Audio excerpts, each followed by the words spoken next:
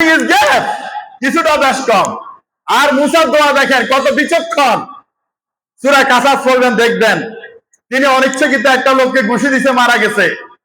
রাজার সৈন্যরা ওনার বিরুদ্ধে ফেরারি জারি, উনি গ্রেপ্তারি পরোয়ানা, উনি ফেরারি হইয়া আউট, এক কাপড়ে যুবক ছেলে আরেক রাজ্যে চলে এসছেন। এটা ছিল সোহেব আলাইহিস সালামের রাজ্য। এখন আসি তিনি ববগুড়ে, কোথায় যাবে কোথায় খাবে কিচ্ছু নাই। এখন দেখলো যে একটা কূপের পাশে অনেকগুলা মানুষ, খুব ভিড়। সেখানে পাশেই দুইটা মেয়ে বসে আছে, তাদের কিছু বকরি টকরি হাঁড়ি ফাতিল, কাম তো নাই। ওদেরকে বলে যে তোমরা এখানে বসে আছো কেন? বলে আমরা তো দুইজন মেয়ে, আমাদের বাপ বৃদ্ধ, এখন এই মানুষের সাথে ঠেলাঠেলি করে কূপের থেকে পানি আমরা তুলতে পারি না, এখন ওরা সবাই বিদায় নিলে আমরা তুলবো। তো উনি যেহেতু শক্তিশালী যুবক, উনি সবাইকে সরাই দিয়া উনি ওদের পাত্র ফুরাই দিলেন, বকরি পানি খাওয়াই বিদায় দিলেন। ওদের বাসা পাশেই। তো জানে না কি খাবে, ক্ষুধার্ত, ওনার কোনো কিচ্ছু নাই। এই মুহূর্তে আমরা হলে দোয়া করতাম, আল্লাহ তুমি আমার একটা কাজের ব্যবস্থা করে দাও, একটা থাকার ব্যবস্থা করো, খাওয়ার ব্যবস্থা করো। এর বাহিরে কি দোয়া করতাম? আমরা কি কেউ দোয়া করতাম, আল্লাহ তুমি আমারে আজকে একটা বিয়ের ব্যবস্থা করে দাও, আজকে বাসরের ব্যবস্থা করো? এরকম চিন্তা কি ওই মুহূর্তে কোনো ফেরারি আসাবে মাথায় আসে কিনা? উনিও সে দোয়া করে না, কিন্তু উনি দোয়া করেছে, রব্বুল আলামিন এই মুহূর্তে তোমার পক্ষ থেকে আমার জন্য কল্যাণকর যা কিছু ফয়সালা হবে আমি তার মুখাপেক্ষী। শেষ, এক কথায় সব শেষ। উনি কয় না আমারে খাওয়া দাও, উনি কয় না আমার থাকার ব্যবস্থা করো, আমার জব দাও, আমার বিয়ের ব্যবস্থা করো, কিচ্ছু বলে নাই। বলছে তোমার পক্ষ থেকে এই মুহূর্তে আমার জন্য কল্যাণকর যেটা যাই ফয়সালা হবে আমি তার মুখাপেক্ষী। রাব্বি ইন্নী আনজারতু আলাইহিম মিন খায়রিন ফাকির। খায়রিন, তুমি যেটা তুমি খায়রুন কল্যাণকর ফয়সালা করবা, এটার আমি কি মুখাপেক্ষী। ও আমার রব, রাব্বি কত দয়াময়, রাব্বি রাব্বানা আর রাব্বি, রাব্বি মানে আরো কাছের, ও আমার প্রভু একেবারে কাছের, তুমি যেটা ফয়সালা করবে আমি তার মুখাপেক্ষী। আর কি ঘটলো দেখেন, একটু পরে মেয়ে একটা আসি, বলে যে আব্বা আপনারা ডাকছে কি জন্য? এই যে আমরা আমাকে উপকার করে দিচ্ছেন, হয়তো আপনাকে কিছু হাদিয়া তোফা দিব। সোহেব আলাইহিস সালামের বয়স্ক ওনার কাছে সব ঘটনা শুনলো। উনি বলে ফেললো যে কি কারণে প্রত্যেকে আসছে। বলে তুমি এখন নিরাপদ, এটা আর ফেরাউনের রাজ্য না, তো তুমি আর কই যাবে? আমার তো দুইটা মেয়ে আছে, একটা মেয়েকে তুমি বিয়ে করো, দেন মোহর হলো তুমি 8 বছর এখানে থাকতে হইব, আমার কাজ করতে হইব, আর 10 বছর করলে ভালো কথা, আর আমার যে রাজত্ব সব দেখবা। এখন রাজ্যও পাইলো, রাজকন্যাও পাইলো, গ্যারান্টি হইলো, খাওয়াতে হইলো, জামাই হইলো, রাজ জামাতে হইলো, এক দোয়ায় সব হইলো।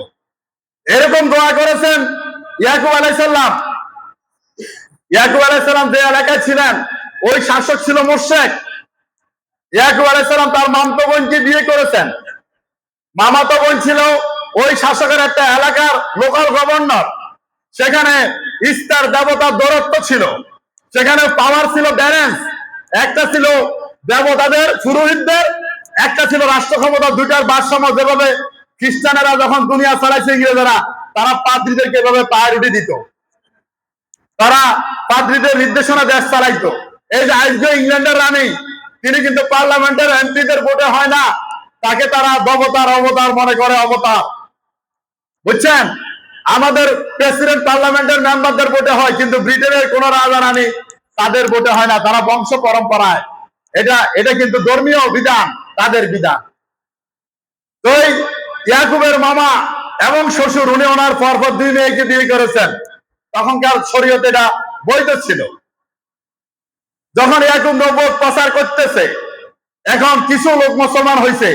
ইস্তার দেবতার পক্ষ থেকে পুরোহিতগণ ইয়াকুবকে প্রেসার দিলেন, তোমার বাগিনা এবং জামাইকে থামাও, সে তো দাওয়াতি কাজ করতেছে, কিন্তু আমরা তাকে ফাঁসি দেব, কিন্তু পাইতেছি না, তুমি শাসক, তোমার বাগিনা। এখন আজকে যেদিন ইসু আলাইহিস সালাম দুনিয়াতে আসবে, সেদিন প্রসব বেদনা শুরু হয়েছে। সেদিন দায় আসি ইয়াকুবকে বললো যে তোমার মেয়ে, তাকে বাঁচানো যাবে না, নবজাতক শিশু এবং মা দুজনেরই মৃত্যু হবে। এটা কারণ হচ্ছে ইস্তার দেবীর অভিশাপ। তোমার জামাতা ইয়াকুব যে একাত্মবাদ খোদার পক্ষে বলে, এটা হলো তার অভিশাপ। এখন ইয়াকুবের মামা দেবতার পুরোহিতের কাছে গেল, যা আমার মেয়ের জন্য তোমরা দোয়া করো, বলছে না সে মারা যাবে, তোমার মেয়ে এবং বাচ্চা মারা যাবে, কোনো লাভ হবে না, কারণ তোমার মেয়ের স্বামী মানে তোমার বাগিরা সে দেবতার সাথে বিয়াদবি করেছে, সে একত্ববাদ খোদার প্রচার করে। এখন তার মামা আসি বাগিরা কথার জামাইকে বর্ষনা করলো, বলো তুই তোর খোদাকে যাই বল আমার মেয়েকে বাঁচাইতো। আজকে দেখি তোর খোদার শক্তি বেশি নাকি ইস্তার দেবীর শক্তি বেশি। এটা ছিল নবুয়তের একটা টার্নিং পয়েন্ট সেদিন। এর আগে দীর্ঘদিন ওই এলাকায় বৃষ্টি হয় না, দুর্ভিক্ষে সমস্ত ফসল ধ্বংসের দিকে মানুষ বৃষ্টির জন্য হাহাকার করে।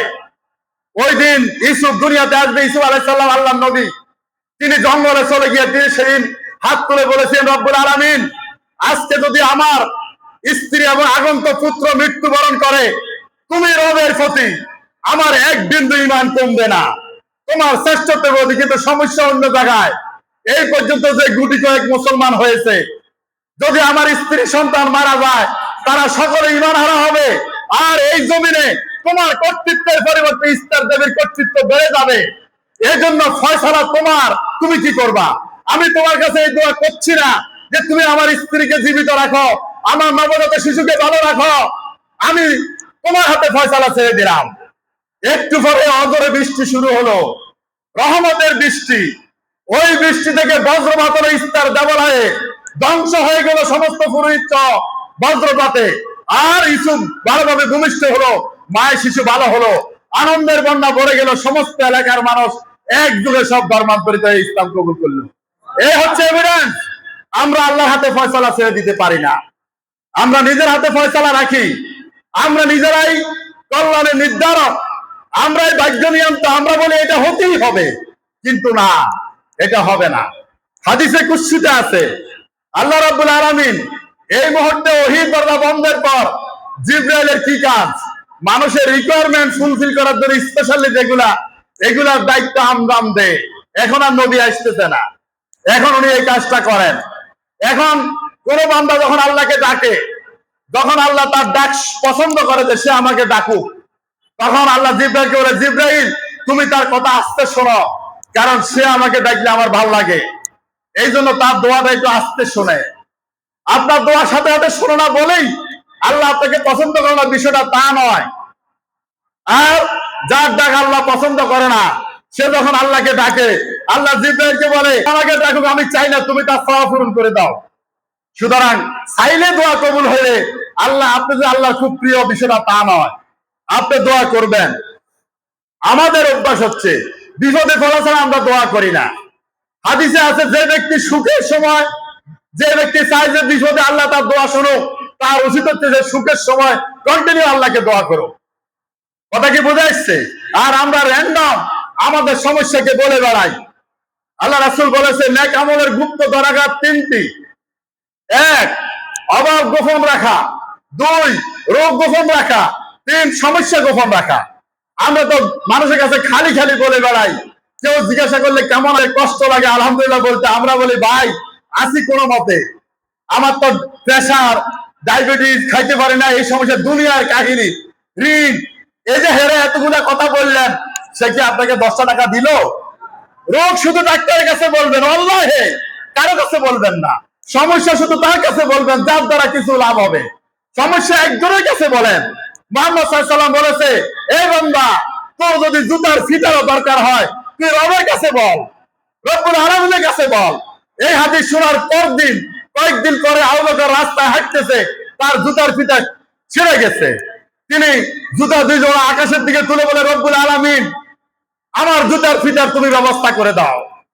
এটা হচ্ছে সাহাবীদের ইয়াকিন। জুতার ফিতার সাথে তুচ্ছ জিনিস কম মূল্যের আজকের বাজারে পাওয়া যায় না। এরকম একটা তুচ্ছ জিনিসের প্রয়োজন হলে কার কাছে চাইবেন? যত সমস্যা গভীর রজনীতে উঠে যাবেন, চিন্তা করবেন, আল্লাহর কাছে হাত তুলে বলবেন। এই দোয়া এমন একটা জিনিস, এটার জন্য ওযু লাগে না, গোসল লাগে না, এটার জন্য কিবলার দিকে হওয়ার দরকার নাই। দোয়া হাত তুলে করলে হয়, হাতটা তুলে করলে হয়। সারাক্ষণ দোয়া করেন। আর এই দোয়া শুধু নিজের জন্য করবেন না, এত বখিলি করবেন না। দোয়াতে মানসিক বর্ণেস রাখেন। আমাদের দোয়া তো হচ্ছে অন্যরকম। আমরা শুধু নিজের জন্য করি আর কারোর জন্য করি না। আমাদের প্রতিবেশীর জন্য উল্টাটা করি। আমাদের প্রতিবেশীর সাথে আমাদের সম্পর্ক কিরকম? একটা গল্প আছে, এক ব্যক্তি এক দৈত্যের সন্ধান পাইলো। দৈত্য তাকে বলল, তুমি আমাকে যাই হুকুম করবে আমি তোমার তাই দিব, তবে তোমার প্রতিবেশী যার সাথে তোমার দুশ্মনী তারে এর দ্বিগুণ দিব। তাহলে তুমি আমার একটা চোখ কানা করে দাও।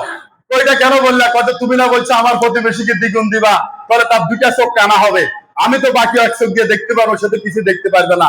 এটা হলো আমার চাওয়া। এই হচ্ছে আমাদের দৃষ্টিভঙ্গি। অথচ আমার রাসূল শিখাইছে তোমার প্রতিবেশীর জন্য তুমি চাও, তোমার আত্মীয়ের জন্য চাও, তাদেরকে আল্লাহ দিলে আল্লাহর জন্য ওয়াজিব হয়ে যাও তোমার জন্য যাওয়া। এই যে মানসিক প্রজ্ঞা, আমরা যে জানাজায় যাই, আমাদেরকে বুঝতে হবে আমরা আব্দুর রহিমের জানাজায় যাই, আব্দুর রহিমের নামটাও আমরা দোয়াই নি না। আমরা বলি আল্লাহুম্মা হাইয়ানা ওয়া মাইয়াতানা ওয়া শাহিদানা ওয়া গায়বানা ওয়া সাগীরানা ওয়া কাবীরানা ওয়া যাকারানা ওয়া ইনসানা। অর্থ হচ্ছে আল্লাহ আমাদের মাঝে উপস্থিত অনুপস্থিত, জীবিত মৃত, ছোট বড়, নারী পুরুষ ব্যাগের তুমি মাফ করে দাও। এই দোয়ার অর্থ হলো যে আদম থেকে শুরু করে এই পর্যন্ত পৃথিবীতে যত মানুষ মরে গেছে, যত মানুষ জীবিত আছে, যত নারী, যত পুরুষ, যত ছোট বড়, ব্যাগেরও মাফ করো। জানাজা দিতে গেছেন কারে? আব্দুর রহিমের নাম এরও আসেনি। মানে এটা আমাদেরকে কি শিক্ষা দেয়? Mental broadness. এই দোয়ার পরে পৃথিবীর কারোর জন্য দোয়া বাকি থাকে না। এই দোয়া আপনি করতেছেন। সুতরাং যখন ব্যক্তিগতভাবে দোয়া তুলবেন, সকলের জন্য করবেন, বিশ্বের সকল মুসলিম উম্মার জন্য করবেন, বিদায় নেওয়া সকল কবরবাসীর জন্য দোয়া করবেন হাত তুলে, সকল জীবিত মানুষের জন্য করবেন, সকলের হেদায়েতের জন্য করবেন। এতে আপনার মানসিকতা বড় হবে, যে সংকীর্ণতা বড় হবে। দোয়ার উপরে থাকেন সারাক্ষণ, দোয়ার উপরে সুবহানাল্লাহ, এটা একটা দোয়া, আলহামদুলিল্লাহ দোয়া। সবচেয়ে বেশি দোয়া আল্লাহ রাসূলের জন্য করবেন। এই কথা বলে শেষ করে দিচ্ছে। আল্লাহ রাসূল বলতেছে যে প্রত্যেক আল্লাহ রাব্বুল আলামিন জান্নাতে একটা গুরুত্বপূর্ণ জায়গা রেখেছেন, এই জায়গার নাম উসিলা। জায়গার নাম কি? এটা একমাত্র বনি আদমের একজনকে আল্লাহ দিবেন। আমি মুহাম্মদ সাল্লাল্লাহু আলাইহি ওয়াসাল্লাম আশাবাদী আল্লাহ আমাকে এই জায়গাটা দিবেন। আমার প্রত্যেক আযানের পরে আমার যে উম্মত আল্লাহর কাছে এই কথা বলে দোয়া করবে, আল্লাহ তুমি মুহাম্মদ সাল্লাল্লাহু আলাইহি ওয়াসাল্লামকে উসিলা দান করো, কিয়ামতে তাকে সুপারিশ করে বেহেশতে নেওয়া আমার জন্য ওয়াজিব হয়ে যাবে। আজকে আমরা রাসূলের জন্য দোয়া করব, আল্লাহ যেন তাকে উসিলা নামক জান্নাতের সেই জায়গা দান করে, আল্লাহ যেন তাকে সুপারিশ করার ক্ষমতা দেয়, আল্লাহ যেন তাকে হাউজে কাউসারের উপর একচ্ছত্র কর্তৃত্ব দেয়, এই জমিনে তার ইজ্জত এবং মর্যাদাকে বুলন্দিত করে, আহলে বায়াতের মর্যাদাকে বুলন্দিত করে, সাহাবাদের মর্যাদাকে বুলন্দিত করে। আল্লাহ যাতে আমাদের প্রত্যেককে ক্ষমা করে। এভাবে আমরা পরস্পরের জন্য দোয়া করব। এতে করে আমাদের সমাজ থেকে হিংসা বিদ্বেষ দূর হয়ে যাবে। আমরা ভাই ভাই আল্লাহ রাব্বুল আলামিন আমাদেরকে সবসময় দোয়ার উপর অভ্যস্ত থাকার জন্য, আমল করার জন্য তৌফিক দান করুক। আমা তৌফিক ইল্লা বিল্লাহ। আসসালামু আলাইকুম।